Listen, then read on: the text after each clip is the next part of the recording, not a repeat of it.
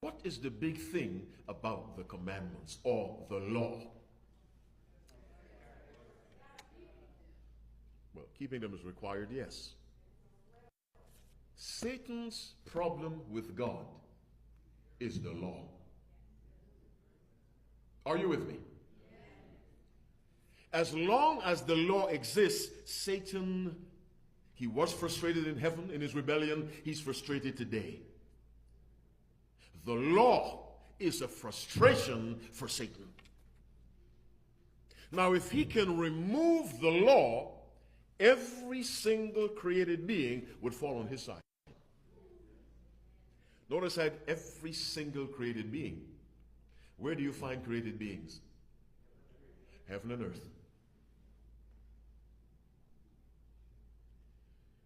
The implication is that the same law God requires of us, he requires of the angels.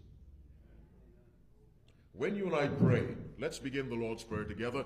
Our Father, which art in heaven, hallowed be thy name. Thy kingdom come, thy will be done in earth. How? As it is in heaven. No variation. Now, what is the will of God? Thy will be done. Not Acts, Psalm 40, verse 8. I delight to do thy will, O my God. Yea, thy law is in my heart. The will of God is the law of God. That's why Solomon can say, after looking back on his life, he said, let us hear the conclusion of the whole matter. Fear God and keep his commandments. Finish that verse. For this is the whole duty of man.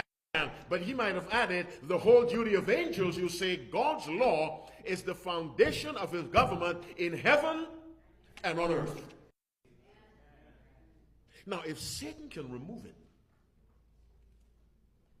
the government of God collapses.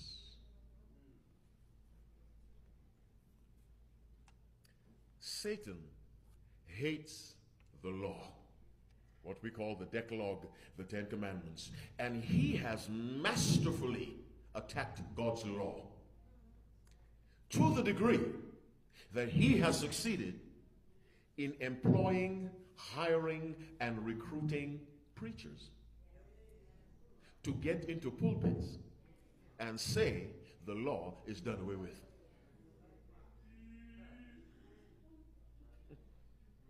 You think Satan is easy? That is a master stroke. He hires preachers to destroy God's law. The very ones that should defend it with their lives.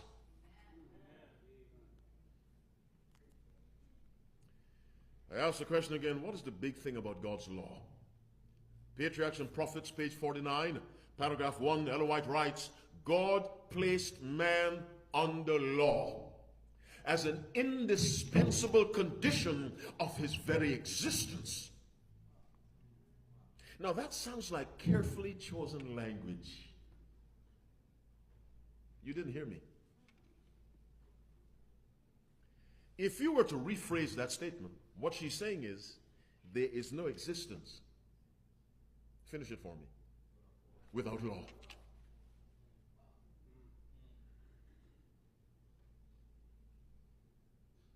Let me say it again. God placed man under law as an indispensable. What does indispensable mean?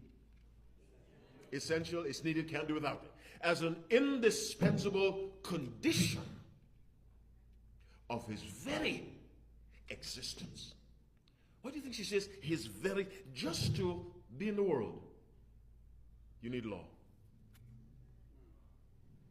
I don't mean to be scientific because I'm not a scientist, but I'm told matter exists in three basic forms. There are really five, but three basic forms. Solid, liquid, gas. Are there laws that govern the way solids behave? Yes. Are there laws that govern the way liquids behave? Yes. Are there laws that govern the behavior of gases? Yes. If that weren't the case, you and I we could not experience the transfer of oxygen from our lungs to the bloodstream. Are you listening to me?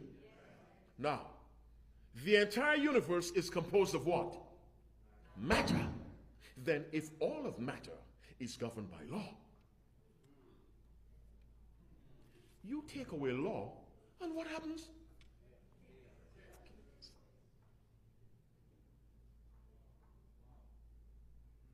Now let's elevate our thinking to the moral level. You see, the physical world is designed by God to help us understand spiritual things. That's why Christ could tell parables. Let me give an example. One of Newton's laws of motion, I don't recall the first, second, or third, you tell me. An object in motion or at rest tends to remain in motion or at rest unless it is acted upon by an external force. And the external force has to be in balance to overcome the inertia of the object. Now, let's simplify that for those of you who didn't do whatever you didn't do.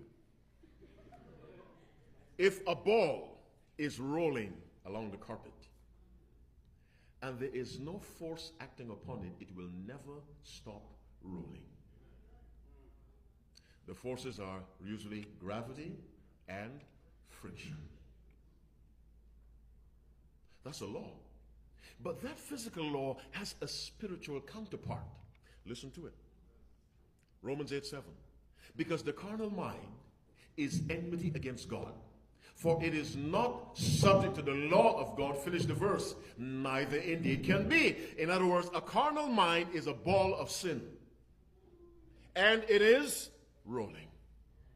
Can it stop itself? No. What has to stop it? What kind of force? An external force. Name that force. Jesus Christ.